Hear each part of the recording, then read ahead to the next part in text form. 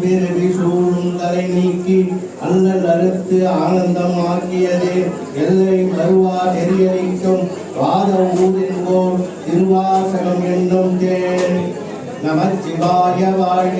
நாதன் என்னை புதுப்பிப்பாய் நின்றொழுங்கு மாற்றத்தில் நிறையாய் தீயாய் நாணியனே மாற்றம் மறையோனே கலந்தவா கண்ணடோடு நெய் கலந்தாற் போல சிறந்தடியா சிந்தனையுள் தேனூரி நின்று